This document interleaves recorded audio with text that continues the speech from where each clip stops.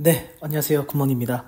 자, 오늘은 어제와 이어서 이 중개업소들이 지금 부동산들이 지금 전부 다 폐업을 하고 있거든요. 그러니까 생계의 위협을 받고 있다는 거예요. 그러니까 폐업을 하겠죠. 지금 제 주변에 부동산 하시는 분들은 부동산 열어놓고 다른 알바를 뛰세요. 뭐 배달 알바라든지 식당에서 잠깐 도와주는 거. 그렇게 해서 지금 간간히 버티고 있는데 사실 오래 못 버티죠. 왜냐면 부동산 손님이 언제 올지도 모르고. 하지만 워낙 뭐 아무것도 안 하고 있기에는 뭐 임대료라든가 공과금도 계속 나가고 참 이걸 못 견디는 부동산들이 이제 폐업을 하고 있거든요. 진짜 심각한 겁니다. 근데 이 폐업하는 이유가요, 어제 말씀드린 거랑 같은 연장선상이에요. 허그 때문입니다. 오늘 그거에 대해서 설명드릴게요. 자, 중개업소들이 지금 폐업을 하고 있다. 오늘 뉴스입니다. 거래 절벽에 생계를 위협받고 있다. 지금 작년에 이어서 계속 지금 1000곳씩 늘어납니다. 한 달에 1000곳씩 늘어나요. 한 달에. 지금 16,000곳이 육박했다. 이 권리금도 못 받아가지고 참 폐업 대신 휴업은 이제 6개월이거든요. 최장 6개월 이내에 다시 열어야 되는데 이게 이 기사가 참 이거는 그냥 사실만 쓴 거예요. 사실만. 그러니까 왜 폐업을 하는지는 안 써놨어요. 그래서 제가 그걸 설명드리려고 이 영상을 준비한 겁니다. 자, 2,000원 공인중개업소 휴폐업이 늘어난 것은 부동산 시장 침체와 이에 따른 거래 감소가 주 원인으로 꼽힌다. 맞아요. 그러니까 싸잡아서 얘기한 건데 부동산 시장 침체는 이거는 맞는데 거래 감소, 그에 따른 거래 감소 이건 아닙니다. 저도 이제 공인중개사이기 때문에 이거 설명드릴게요. 자, 폐업 이유, 거래가 안 되니까 폐업을 하겠죠. 왜?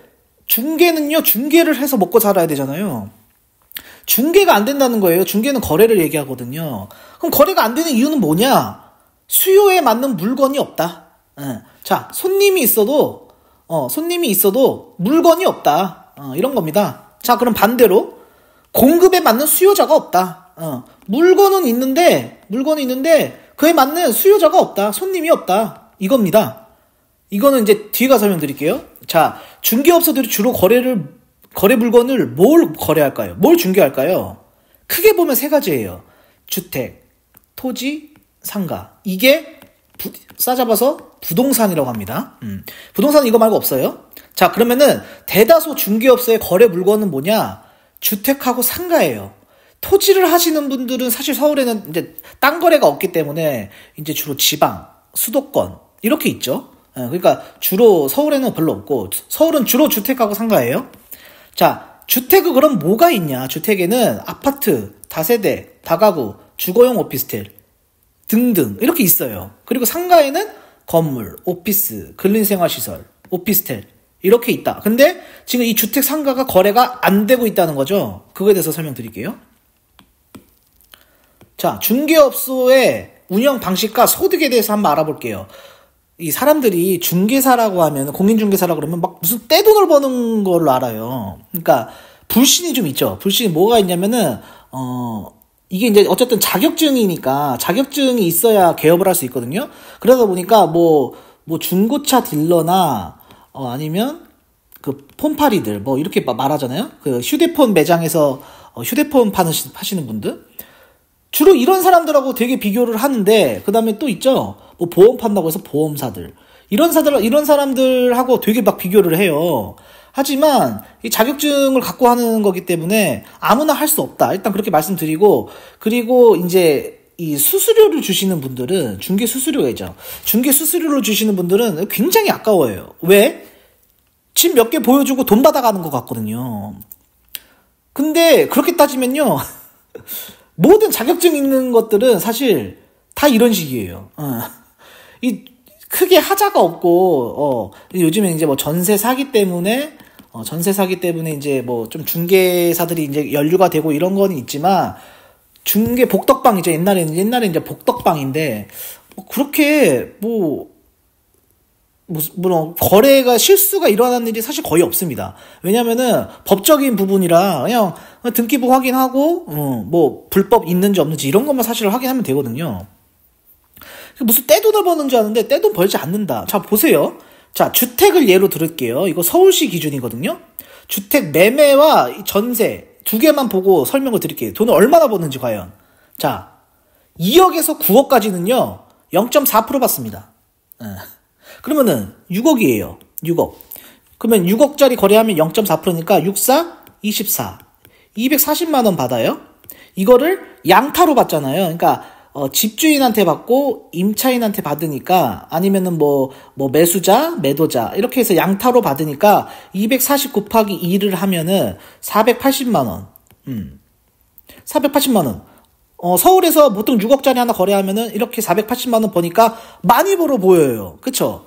근데 거래가 어제 없는 거예요. 왜? 부동산 경기가 안 좋잖아요, 지금. 그러니까 매매는 거의 포기입니다, 포기. 사실은. 매매가 잘 일어나지 않아요. 보시면 한 달에 한 건 그 많은 부동산 중에서 한 달에 한 건 거래하는 게 될까 말까입니다. 그러니까 폐업을 하죠. 그러니까 사실은 부동산 경기가 좋아야 매매 거래가 활발해서 이때 돈을 좀 벌어요. 하지만 대부분 경기에 상관없이 이 뭘로 먹고 사냐면 이 전월세로 먹고 삽니다. 예. 주로 이제 제가 전세로 예를 들지만 주로 이 거래 물건이 주택 상가라 그랬어요. 근데 이제 부동산 사무실에 보통 2-3명씩 일을 하는데 한 분이서 일하시는 분도 계세요. 근데 그분들은 이렇게 물건을 여러 개를 할 수 없습니다. 그래서 주로 2-3명 일을 하는데 이 주택 부분하고 상가 부분 나눠서 일을 해요. 뭐 지역별로 할 수도 있고 동별로 할 수도 있고. 근데 제일 많이 거래되는 유형이 이 전월세 거래입니다. 그 중에서도 사무실, 주로 오피스라고 하죠, 우리가. 오피스, 그 다음에 빌라, 아파트가 대부분이에요. 근데 여기서는 매매는 부동산 경기가 좋을 때입니다. 근데 지금 안 좋잖아요. 안 좋으니까 뭘로 먹고 살아야 되냐면 전월세 거래로 먹고 살아요, 대부분. 무슨 떼돈을 버는 줄 아는데 떼돈을 벌 수 없는 구조예요, 구조가. 일단은 부동산이 얼마나 많아요. 우리가 아파트 상가 보면은 막 4-5개씩 들어가 있잖아요. 그러니까 일단 경쟁이 많다. 경쟁이 세다. 진입장벽이 굉장히 낮아요. 자격증이 있으면 할 수 있기 때문에 합격률은 한 20% 정도 됩니다. 합격률은. 그러니까 경쟁이 굉장히 세요, 사실은. 그러니까 떼돈을 벌 수 없는 구조예요. 식당하고 비슷합니다. 그냥 자기 밥벌이 정도 하는 정도예요. 그것도 자기가 열심히 해야. 가만히 앉아 있는다고 막 손님이 와서 막 계약 쓰고 가지 않습니다. 열심히 막 물건도 받아놓고 또 가격도 조정해야 되고 할 게 많아요. 그런데 이 주택 전세가 주로 먹고 사는데 주택 전세로 자 1억에서 6억 미만은요 0.3%예요. 그러면 3억짜리를 만약에 전세를 놨다. 3-3은 90만 원 받습니다. 90만 원 받으면 양타로 예를 들면 양타로 한다? 그러면 180만 원 버는 거예요. 근데 그날 계약하고 그날 잔금 치러요? 안 그렇죠. 그러니까 보통 한 달에서 2달 정도 텀이 있어요. 그러니까 돈은 한 달에서 2달 뒤에 받아요. 부동산은. 그러니까 계약을 많이 쓰면은 잔금이 있을 때마다 돈이 들어오니까 이게 이제 돈을 버는 구조인데 지금 이 전월세가 거래가 안 되니까 다 폐업한다는 거예요. 그럼 왜 안 되냐? 왜 안 되는지 이제부터 설명드릴게요. 자, 중개거래가 안 되는 이유 어제랑 똑같습니다. 허그 때문이에요. 자, 임대인은 공시가의 126%는 못 준다. 가격이 너무 낮다. 아니 한두 채여야 주지. 보통 그 임대사업자나 이 집을 갖고 계신 분들은 빌라 오피스텔 갖고 계신 분들은 5채에서 10채 정도가 기본입니다. 보통 이렇게 갖고 있어요. 아니 한두 채는 126% 줄 수 있죠. 네, 막으면 돼요. 이게 7천에서 1억 정도 내줘야 되거든요. 한 채는 막을 수 있어요. 근데 나머지는 그럴 수가 없어요. 시세가 너무 낮아서. 근데 임차인들 보세요. 제가 어제 말씀드렸죠. 빌라 오피스텔의 80-90%는 허가 안심 대출을 받는다. 왜? 허가 안심 대출을 받으면 대출도 80% 나오지만 보증보험이 자동으로 가입이 돼요. 그러니까 얼마나 좋아요. 그러니까 임대사업자든 아니든 상관이 없는 겁니다. 임대사업자 아니어도 상관이 없는 거예요. 보증보험 가입이 되니까. 이 대출 상품 자체가. 그러니까 그런 집을 구해달라고 그러는데 그러니까 중간에서 껴가지고 이제 나 어떻게 이러고 있는 거예요. 여러분이 중개사면 어떻게 하겠어요? 누구를 설득하겠어요? 임차인 설득하는 게 빨라요. 임대인은 이거 자폭이에요. 근데 임차인은 자폭은 아니잖아요. 아니 집이 있잖아요, 집이. 집에서 살면 되지. 이 집이 낭비가 되고 있는 거예요, 지금. 공실이니까. 어제 말씀드린 거예요. 빌라 오피스텔 세입자의 8, 90%가 허가 안심대출 이용자다. 그러면 허가 안심대출 제도가 지금 빌라 오피스텔 전세 가격을 결정하고 있다는 겁니다. 이게 뭐예요? 이게 공산주의 아니에요? 네. 국가에서 시키는 대로 하는 거? 자유민주주의입니다. 자유시장경제주의고요. 사유재산권이 다 있어요. 어제 영상 올리니까 무슨 댓글에 막 보증보험 제도에 대해서 먼저 생각해야 되는 거 아니야? 뭐 이런 이상한 댓글들 많으시는데 이거 본질을 훼손하면 안 됩니다. 국가는요, 나라를 안정시키는 게 우선이에요. 누구를 파산시키려고 하면 안 됩니다. 이 공시가격 126%, 80% 대출 이것 때문에요. 시중은행 대출을 안 받는다니까요. 왜? 통큰 치킨 생각해보세요. 통큰 치킨. 롯데에서 통큰 치킨 5,000원에 내놨거든요. 그랬더니 이 치킨집 하는 시장 영세상인들이 난리가 났습니다. 이거 막으라고. 없어졌잖아요. 롯데 통큰 치킨이. 지금 허그가 그 짓을 하고 있는 거예요. 이 안심대출 없애야 됩니다. 허그의 안심대출 없애가지고 시중은행들이 먹고 살 수 있게 해줘야 돼요. 근데 시중은행은요, 보증보험이 되니까 자기도 돈 아니거든요. 자기는 그냥 이자만 빼먹고, 이 원금은 잃을 일이 없어요. 국가에서 보증을 해주니까. 그러니까 은행에서도 그냥 국가가 시키는 대로 하는 겁니다. 이러면 돼요? 국가가 나서서 이렇게, 시세를 망가뜨리면 돼요? 공산주의예요? 통크치킨은 그렇게 반대하면서? 지금 대형마트 있죠? 대형마트 휴무 폐지한대요. 이런 거를 왜 도대체 하냐는 거죠.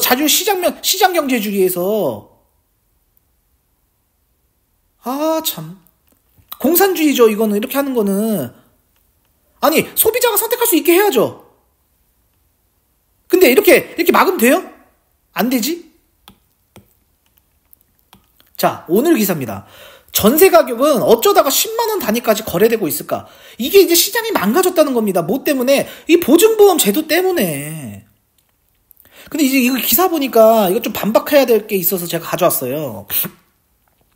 자, 이 전세 사기 깡통주택 피해자들은 이 근본적인 문제를 지적하고 있대요. 그게 뭐냐면, 이 전세 사기가 발생한 근간, 허그의 반환 보증 가입 기준을 공시가격의 150%까지 해줘서 깡통 전세 사기가 일어났다. 허그가 전세 사기 붐이 일어날 수 있는 발판을 만들어줬다. 지금 126% 계산해도 이미 깡통 전세인 집이 많다. 이러고 있습니다. 사기 당하신 거는 안타깝지만 이거는 동의를 해줄 수가 없어요. 자, 왜 그런지 설명드릴게요. 자, 당장 허그가 앞장서서 126% 기준 높이기는 어려워 보인다. 이 어려워 보이는 이유가요, 손실이 많아서 그렇대요. 왜? 보증 비율을 높여버리면 손실이 더 커질까봐. 이게 어불성설이에요. 이게 자본주의 시장, 경제를 너무 모르고 하는 말이다. 자, 허그의 150% 보증이 전세 사기를 키웠다. 전세 사기가 어디서 일어났는데요? 신축 빌라에서 일어났거든요? 신축 빌라에서 150%까지 보증을 해주니까 신축 빌라에 들어가는 겁니다. 안 그러면 다 90년대 빌라 가셔야 돼요. 이 피해자분들은. 그러니까 자기가 좋은 집에 들어가서 살려는 욕심이 이 화를 부른 거죠. 150%는요, 아무런 이유가 없는 거예요. 아니, 세입자들한테 좋은 집에 살게 해주는 겁니다. 왜? 보증을 많이 해주고, 신축 빌라 비싸죠. 아니, 새 휴대폰이 비싸요. 헌 휴대폰이 비싸요. 다 새 거 쓰고 싶지, 헌 거 쓰고 싶어요? 집도 그렇죠. 신축 아파트가 왜 비쌉니까? 신축이니까 비싼 거예요. 새 거니까. 그럼 다 그쪽 가서 살아야죠. 2000년대 초반 아파트 가보세요. 지하 주차장 하나도 없어요. 다 비 맞고 주차 대고 해야 돼요. 눈 올 때 다 차 얼고요. 신축 빌라는 그러면 싸야 돼요? 빌라라는 이유로 그냥 저렴하게 공급해야 됩니까? 이게 무슨 경제적인 논리예요? 그런 식으로 접근하면 안 됩니다. 이 허그에서 150% 보증을 해줬기 때문에 좋은 집에서 살 수 있는 거예요. 아니, 어떻게 사회초년생들, 월급을 200만 원, 200에서 250 받는 사람이 신축 빌라에서 어떻게 살아요? 가격이 3억이 넘어가는데. 여기에 80%, 150% 비율 적용해줘가지고 대출을 많이 해주니까 문제가 없었던 거예요. 전세 사기 문제는요, 종부세입니다, 종부세. 전세 사기 원인을 여기다가 두시면 안 되는 거예요. 자, 그러면은 100번 양보하고 이 말이 맞다고 해봐요. 허그의 보증 사기를 키웠다. 허그가 150% 해줘서. 그러면 신축 빌라에만 적용하면 되잖아요. 왜 구축까지 다 싸잡아서 적용을 해요? 형평성에 안 맞잖아요. 형평성에. 예. 형평성에 안 맞는데 왜 이렇게까지 하냐는 거죠. 왜 일괄적으로 적용을 합니까? 자, 두 번째. 허그의 재정이 악화돼서 126% 폐지가 어렵다? 아니 그럼 대위변제 나간 5조 원, 4억 9천, 4조 9천억. 이거 어떻게 받을 건데요? 경매한다? 경매한다? 지금 경매 10건 중에 한 건 됩니다. 10건 중에 한 건 낙찰돼요. 임대인도 그냥 파산하면 끝이에요. 파산해서 버티면 되지. 왜 파산을 하게 하냐고요. 전세를 받아가지고 돈을 갚게 해야지. 어제 영상 보세요. 이거 이해 안 되시는 분들은 제가 어제 영상 올린 거 있습니다. 그거 보세요. 전세금을 받아가지고 갚아야 될 거 아닙니까? 임대인들이. 이거 지금 막고 있다. 세입자를 받을 걸 막고 있다. 대위변제 나간 것도 못 받으면 뭘로 메꿀 거냐는 거죠. 도대체 국민 세금으로 또 메꾸게요? 지금도 혈세로 메꾸고 있는데? 아니 그러면 공실인 집들은 아깝잖아요. 집이 남아돌고 있는데 지금 이 126% 때문에 입주를 못하고 있어요. 좋은 집들이. 아니 새로 짓는 신축에서 전세 사기가 터졌으면 여기에다 적용하면 되잖아요. 왜 기존의 빌라 오피스텔까지 다 잡아서 거래를 해야 돼요? 근데 무슨 논리인지 모르겠어 도대체. 경제 논리 다 갖고 와서 반박을 하시기 바랍니다. 이거는 시장을 너무 모르고 하시는 말씀이에요. 자, 나 개인을 위해서 지금 이 방송을 하는 게 아닙니다. 저 버틸 수 있어요. 네. 저 1년, 2년 버틸 수 있습니다. 하지만 다른 사람들 어떡하냐고요. 전세 사기치는 놈들은요. 자, 전세 사기도 굳이 말씀드리자면 세금을 조금 늦게 받으면 됩니다. 예. 종부세 있죠. 종부세를 문재인 때 2%에서 6%까지 올려버려가지고 갑자기 이 임대사업자들이 종부세를 내게 생겼어요. 원래 종부세 안 냈어요. 임대사업자들은. 이 구조를 지금 제가 한 9개월 전에 영상을 올려드렸는데 지금 그걸 안 보시고 이렇게 댓글 다는 것 같으세요. 이거 굉장히 심각합니다. 이거 지금 이렇게 가면요. 제가 볼 때는 윤석열 정부는 이것 때문에 질 것 같아요. 총선 때. 이거 정말 중요한 거거든요. 전세 사기 막으려면요. 이 126% 이거 폐지해야 됩니다. 그래야 전세 사기 막을 수 있고 대위변제 보증사고 다 막을 수 있어요. 장담합니다. 언제까지냐? 길게 갈 필요도 없어요. 금리 인하할 때까지만 시간 좀 벌어주면 됩니다. 댓글로 반박하고 싶으신 분들은 자료로 갖고 오고 경제 논리로 반박해 주시기 바랍니다. 여기까지 하겠습니다.